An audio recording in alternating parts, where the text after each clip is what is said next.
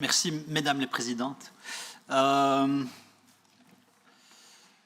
la Ministre, Monsieur le Premier ministre, Monsieur le ministre de la Justice, la libération d'Olivier Van de Castel, ça a d'abord été un immense soulagement. Ça a même été, je trouve, une véritable onde de joie qui a traversé le pays et qui a été, je pense, à la mesure de l'immense mobilisation citoyenne, immense et sincère mobilisation citoyenne depuis des mois. Je pense que ça a été aussi une profonde émotion qui a été partagée avec la famille et les amis d'Olivier Van de Castel, famille et amis dont le courage et la détermination à lutter chaque matin contre le désespoir, parce que c'était ça, cette détermination force le respect. Et je n'oublie pas que pendant des mois, ils étaient seuls par rapport à l'opinion publique, épaulés certainement par le gouvernement, mais seuls face à une opinion publique qui était relativement indifférente, qui ne connaissait pas cette affaire.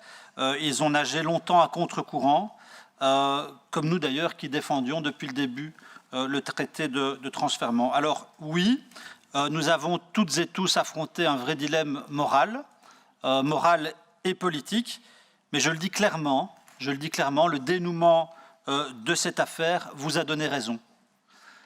Et nous a donné raison, nous qui avons défendu pendant de très longs et de très passionnants débats ici au Parlement ce traité de transfèrement qui finalement n'a pas dû être utilisé. Et nous l'avions fait tout au long de cette année, nous l'avions fait parce que nous avions l'intime conviction que c'était la seule voie. Non, il faut le dire, il n'existait pas d'autres leviers. Non, nous n'avions pas d'autres moyens de pression contre un régime qui est déjà enseveli sous les sanctions occidentales et qui pourtant est toujours en place. Et donc, quoi qu'il en soit, le dénouement de cette affaire, 4 innocents qui ont retrouvé la liberté, devrait inciter, je trouve, chacun et chacune à une certaine humilité, particulièrement dans le chef de ceux qui continuent de plaider contre l'action du gouvernement. Et donc oui, nous nous réjouissons ce soir d'un vrai succès diplomatique. Et donc, bravo au gouvernement, à l'ensemble de ses membres pour ce succès. Et au nom de mon groupe, je voudrais d'abord remercier chacun d'entre vous, remercier notre personnel diplomatique et peut-être plus particulièrement ceux qui sont en poste à Téhéran ou qui sont entre Téhéran et Bruxelles, qui ont dû se rendre à la prison d'Evin pour rencontrer à quelques reprises Olivier Van de Castel, parfois dans des conditions extrêmement difficiles et qui ont laissé aussi une part d'eux-mêmes. Donc il faut aussi, je pense, rendre hommage à nos diplomates qui sont des êtres humains confrontés à une situation qui parfois paraissait les dépasser. Remercier et saluer aussi le travail de la Sûreté de l'État et de nos services de sécurité qui ont fait un travail, je pense, exceptionnel. Saluer aussi les services de la Défense, et je regrette un peu d'ailleurs que la ministre ne soit pas présente aujourd'hui, mais la Défense a réussi à opérationnaliser la libération d'Olivier Van de Castel. Et puis nos pensées pour les 20 Européens qui sont encore détenus et aussi, et peut-être même surtout, aux Iraniennes et aux Iraniens qui sont actuellement détenus arbitrairement dans les geôles iraniennes, sans personne pour les défendre, sans Belgique, sans Autriche, sans la France, sans le Danemark, pour se battre pour eux et qui sont aujourd'hui trop souvent exécutés et pendus. J'ai des questions assez précises à vous poser sur base de votre exposé introductif, en commençant d'abord par Monsieur Djalali. Vous avez expliqué que son dossier a bien été mis sur la table, que vous aviez demandé sa libération, mais que manifestement sa libération n'était pas négociable. Est-ce que vous êtes en mesure de nous dire si, ou pour quelles raisons, l'Iran n'a pas souhaité négocier sa libération? Est-ce que vous êtes en mesure de nous dire si la Suède travaille aujourd'hui à sa libération. Est-ce que vous êtes en mesure de nous dire si son cas est lié à celui de Hamid Nouri, qui a été condamné en Suède, qui purge actuellement une peine de prison en Suède pour le massacre de milliers de prisonniers politiques en 1988 sous les ordres de M. Raïssi, qui est aujourd'hui président de la République islamique d'Iran. Madame la ministre des Affaires étrangères, sur les ondes de la RTBF, vous avez expliqué, je pense que c'était hier ou avant-hier, ne pas vouloir vous contenter d'un accord d'échange, mais souhaiter un accord plus global.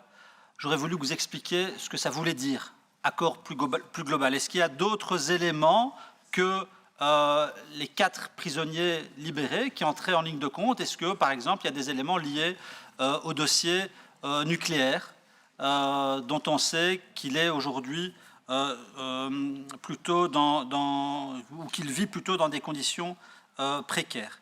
Et donc, voilà, merci de préciser ce que vous entendiez par accord plus global. Alors, en ce qui concerne la collaboration avec l'Autriche et le Danemark, de quand datent précisément les contacts avec les Autrichiens et les Danois? Quel type d'interaction est-ce que vous avez eu avec d'autres pays? On sait que les États-Unis n'étaient pas ravis de notre action. Est-ce que vous avez eu des contacts qui le confirment directement, indirectement? La France aussi. On sait que 15 jours avant la libération d'Olivier Van de Castel, 2 ressortissants français, Brière et Félan, ont été libérés. Est-ce qu'il y avait un lien? L'idée circule que la France n'était pas favorable à ce que nous activions la libération d'Olivier Van de Castel tant que le sort de ces 2 Français n'était pas réglé. Est-ce que c'est quelque chose que vous pouvez confirmer aujourd'hui? Concernant Oman, et je profite aussi pour saluer le travail qu'a fait le sultanat d'Oman tout au long de cette affaire. De quand datent les contacts avec le sultanat d'Oman? Est-ce qu'il y a déjà quelque chose qui s'est noué lors de la visite royale l'année dernière, ou bien est-ce que les contacts sont plus récents? Est-ce que Oman est intervenu dans l'exécution de l'accord, ou bien est-ce qu'il a participé à sa négociation? Est-ce que Oman était un partenaire de négociation entre nous et l'Iran? Et je voudrais savoir si l'intervention du sultanat d'Oman participe d'un accord plus global avec eux, et si oui, quel en serait le contenu? Voilà, je pense que j'ai fait le tour de mes questions pour le moment. Je vous remercie. Oui, donc je vais être très court et je vais simplement dire 2 choses. D'abord, remercier le gouvernement pour ses réponses, même si voilà, j'avais posé des questions. Je m'intéresse modestement aux conséquences diplomatiques de ce succès diplomatique, et j'avais listé une série de pays impliqués dans cette affaire, par rapport auxquels j'aurais voulu un peu comprendre, anticiper voilà, les relations qui pouvaient être les nôtres avec eux, dans le contexte de la libération de ces 4 otages, mais aussi pour le futur. J'avais posé des questions sur Oman, j'avais posé des questions sur les États-Unis, qui n'avaient pas l'air quand même très satisfaits, la France et la libération de messieurs Brière et Félan 2 semaines avant celle de Van de Castel. Voilà, j'aurais voulu avoir des réponses à ces questions-là, mais peut-être qu'on aura l'occasion plus tard d'en rediscuter. Et alors, je voulais dire exactement ce que mon collègue Kogolati a dit. Si j'ai senti quand même un malaise à un moment donné dans ce débat intéressant, c'est lorsque certains collègues, en effet, pointaient 10 jours après la libération d'Olivier Van de Castel sa responsabilité personnelle dans ce qui lui est arrivé. Je trouve ça parfaitement déplacé. Il ne s'agit pas en effet d'un touriste ou d'un homme d'affaires qui serait rendu sur place contre les avis des affaires étrangères. C'est en effet quelqu'un, un humanitaire, qui travaillait, je pense, avec des réfugiés afghans sur le territoire iranien depuis, si je ne me trompe pas, 7 ans.